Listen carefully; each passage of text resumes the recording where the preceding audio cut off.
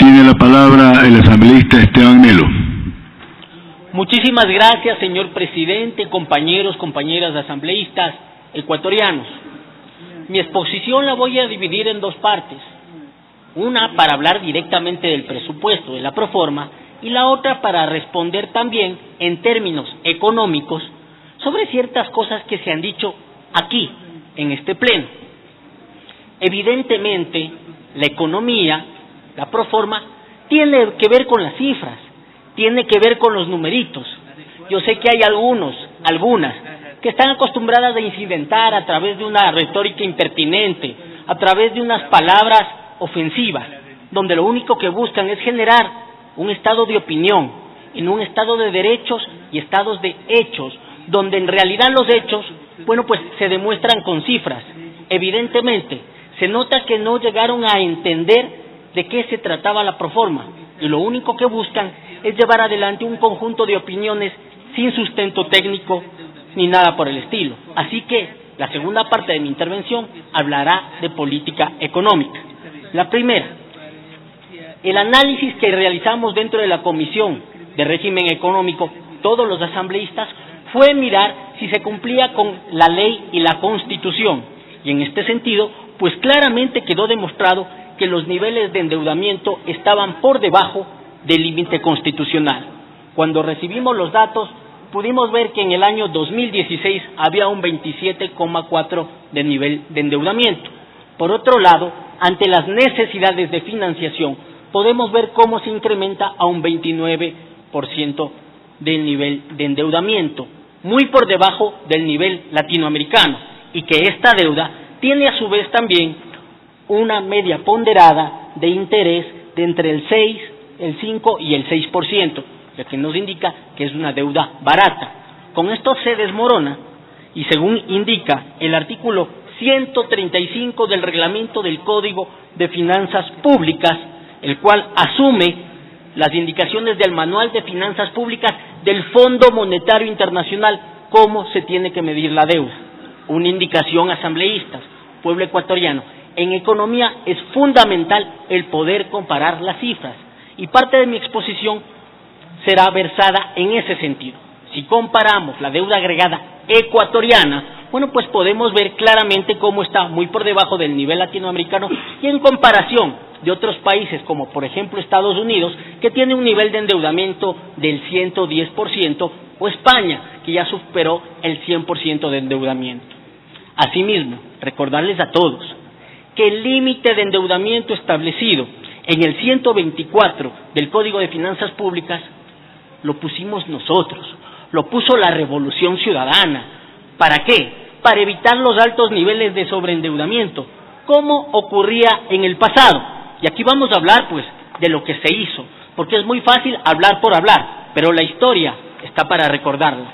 En ese sentido, tenemos, pues, en el gobierno social cristiano, en el año 1985, el nivel de endeudamiento era del 67,2%.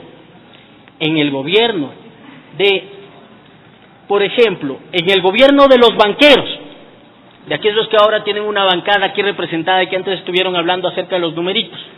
Bueno, pues, en el gobierno de Yamil Maguad, en el año 2000, era un 82% de endeudamiento. Por eso, nosotros, los de la Revolución Ciudadana, decidimos que se limitase a un máximo del 40% de endeudamiento. Esta es la manera de gobernar, esta es la manera de gestionar, de forma transparente, donde tenemos claramente cuáles eran los niveles de endeudamiento. Bueno, habrá otros que hablan también de deuda. Rodrigo Borja, 1990, 90% de endeudamiento. Estas cifras, que son lapidarias, indican claramente cómo ha habido una buena y una nueva gestión en el manejo de la deuda ecuatoriana. Por otro lado, podemos ver cómo la regla fiscal se cumple. Y bueno, pues vemos cómo esa regla nos indica que se superan los ingresos permanentes de los gastos permanentes. Para quienes no están viendo, significa que el Estado ecuatoriano es viable, que todas las funciones del Estado van a poder proveer de servicios y que la diferencia de más de 1.000 millones nos permite poder utilizar esos recursos para la inversión. Aquí, bueno, pues desmantelar otra mentira que se ha dicho. Allí, la bancada de los banqueros se queja constantemente del exceso de gasto y dicen que el Estado debe de dejar de gastar. Y dicen ahora, durante las intervenciones anteriores, que solo se va a destinar un porcentaje del PIB a inversión.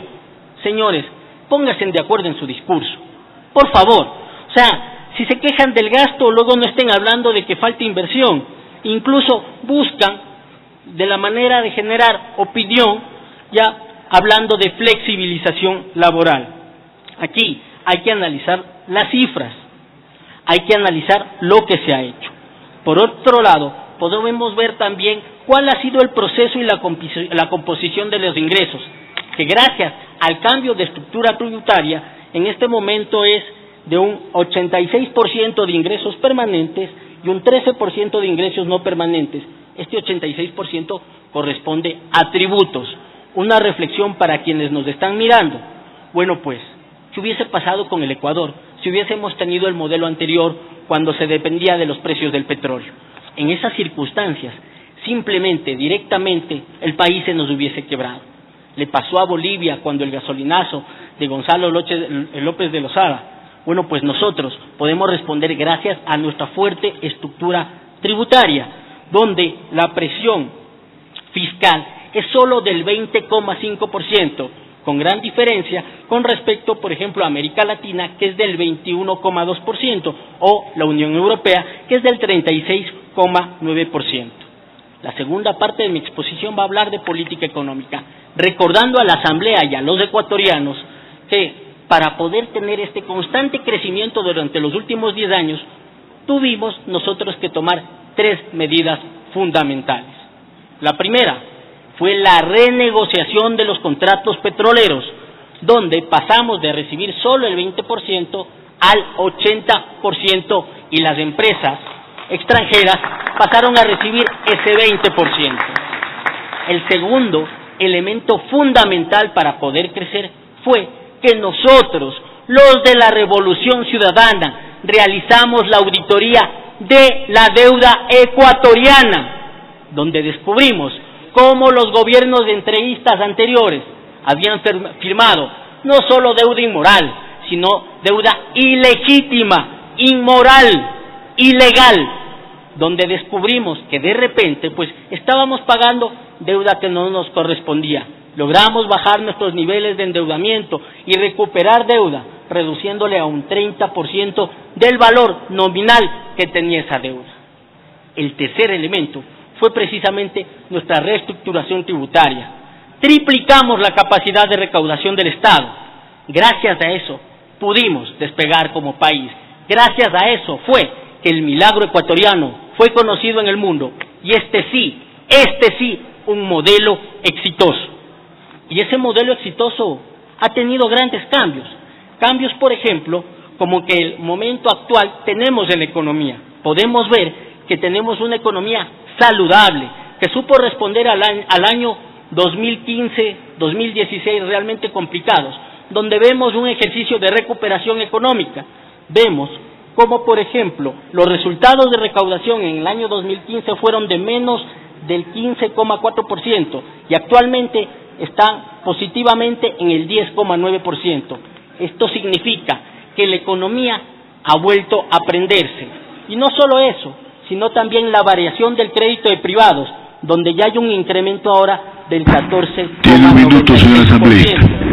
Dicho esto, vemos también cómo el Estado se ha mostrado muchísimo más eficiente durante estos últimos 10 años. Constantemente se estuvo reduciendo el déficit. Ahí la respuesta para los que hablan del Estado obeso. Ahí la respuesta para los que dicen que se ha gastado mucho. Señores, durante toda la Revolución Ciudadana se redujo el déficit del Estado. Esto significa que el Estado es mucho más eficiente. Y para aquellos que hablan de que no se ha ganado durante esta época, reducción constante de la pobreza, tanto la extrema como la pobreza media, por más de 20 puntos.